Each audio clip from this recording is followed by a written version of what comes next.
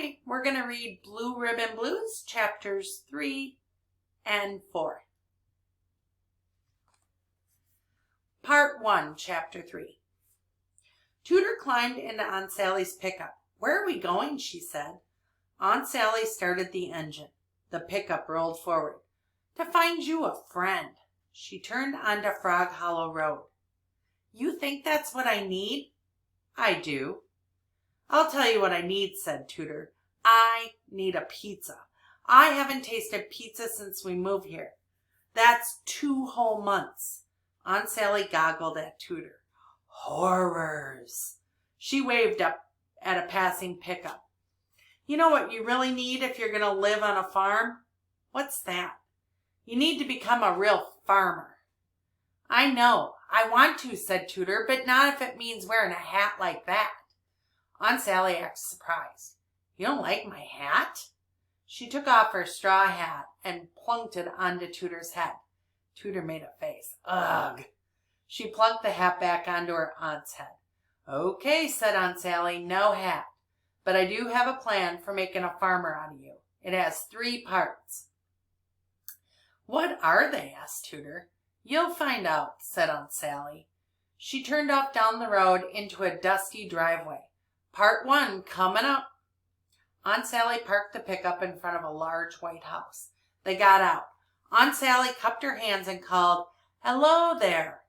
A lady leaned out of an upstairs window. "Hello yourself. Is this Tudor?" "Fresh from the city."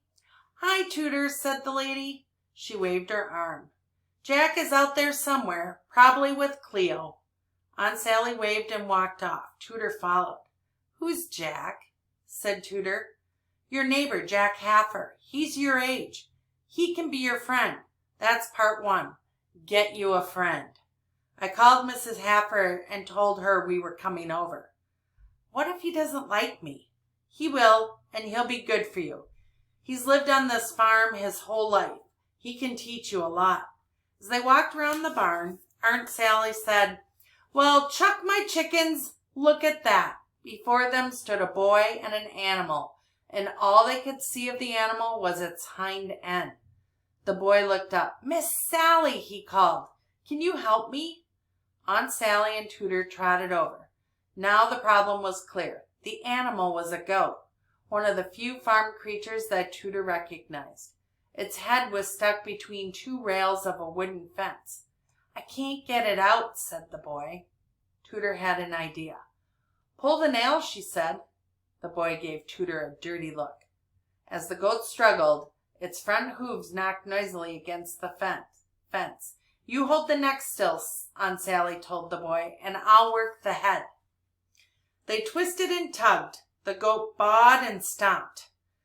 At last its head was free. The boy gave the goat a smack on the rump. "Bad Cleo. She is always doing that." The goat walked off to graze, and the boy turned to Tudor. "You don't pull a goat's tail," he said sharply. "See," Tudor said to Aunt Sally, "he doesn't like me already. Part 1 is not going to work." She walked off. Aunt Sally caught her by her back pocket. "Hold on there, missy." She pulled Tudor back and turned her around. "You 2 haven't even been introduced yet. Jack, this is Tudor. She's your new neighbor." "Tudor," said Jack. "What kind of name is that?" "See," said Tudor. She tried to walk off, but Aunt Sally still had her by the back pocket. "Tudor is a nickname," Aunt Sally told Jack, "and it's a fine nickname. Tudor's family lives with me now. They moved here from the city. Tudor wants to become a good farmer." She tapped the bill of Jack's cap. "And I figured you're just the one to teach her." Jack groaned. "Miss Sally, I already have lots of chores to do. Plus I have to get Cleo ready for the fair." Tudor perked up. "What fair?" "The county fair," said Jack. "I'm entering Cleo in the goat competition." He lifted his chin. "I always win." "Well," said Tudor, "poop-poop-be-doo for you." Jack just stared at her. Maybe I'll enter too, said Tooter, lifting her own chin. Maybe my chicken will beat your goat. Ha, said Jack. Maybe not. Chickens and goats don't compete together. Yeah, well, you're lucky they don't, said Tooter, because if they did, my chicken would beat the pants off your goat. Yeah, said Jack. Yeah, said Tooter. What can your chicken do? Whatever I tell it, said Tooter. It sleeps, it sits. Jack scoffed. Yeah, right. And it sings the Star-Spangled Banner. Jack laughed. And my goat sings Take Me Out to the Ball Game. Yeah, well, my chicken plays ping pong with me. Yeah, well, my goat plays frisbee with me. My chicken tap dances. My goat runs a vacuum cleaner. My. Tooter couldn't help herself. She burst out laughing, and so did Jack, and so did Aunt Sally. Okay, you goofballs, she said. I guess you're introduced. Say goodbye to each other. Goodbye, goat boy, said Tooter. Jack grinned. Goodbye, chicken girl. No Sprout, Chapter 4. So that was part 1, said Tooter. They were back out on Fox Hollow Road. What's part 2? Alfalfa sprouts, said Aunt Sally. Alfalfa sprouts? What's that? You'll see tonight, said Aunt Sally. They rode in silence for a minute. Then Tooter said, Aunt Sally, do you think I could win a blue ribbon? Like part 1 Jack? Aunt Sally laughed. Sure, if you work hard. But how could I ever win anything with Egbert? Who says it has to be a chicken? Said Aunt Sally. We have a perfectly fine goat in the pasture. But that's what part 1 Jack has, said Tooter, and he always wins. My goat could never beat his goat. Aunt Sally took her eyes from the road long enough to stare at Tooter. Well, bless my bunions. I never would have thunk it. I do believe young Miss Pepperday is afraid of losing. Tooter looked out the window at the passing fields and silos. Young Miss Pepperday isn't afraid of anything, she muttered. That evening after dinner, Aunt Sally and Tooter were back in the pickup. Okay, said Tooter, I'm tired of waiting. Now, what are the alfalfa sprouts? The alfalfa sprouts are a group of farmers' kids, said Aunt Sally. They're all under the age of 12 years old. They meet at the Grange. They raise their own animals and crops to show at the county fair. Will part 1 Jack be there? I reckon Jack's been part of the sprouts for years, but plenty of others will be there too. Girls, lots.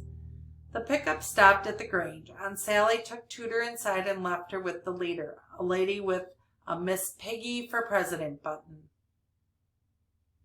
When Aunt Sally left, Tooter was smiling. When Aunt Sally came back an hour later, Tooter was frowning. Tooter climbed into the pickup. What's that smell? Aunt Sally sniffed. I don't smell anything, so how did it go? Not so good, Tooter replied. How so? Because I had to stand up in front of everybody and say, Hi, my name is Tooter Pepperday. I'm a sprout. And everybody waved back and shouted, Howdy, Sprout. So, said Aunt Sally, they were just being friendly. That's not the point, said Tooter. She sniffed and looked behind her seat. I don't like being called a sprout. It sounds like I'll grow up to be a turnip. Aunt Sally sighed. Well, if that's how you feel, I guess you don't have what it takes to be a farmer. I guess that's all you want to be, a turnip. She tweaked Tooter's nose. Turn up, Tooter. Tooter laughed. Hey, she said, I forgot. What's part 3? Aunt Sally turned into the driveway. She shrugged. What does a turnip care about part 3? Oh, tell me, pleaded Tooter. Aunt Sally turned off the motor and got out. Leaning into the open window, she said, While you were sprouting, I drove 20 miles. She was grinning now.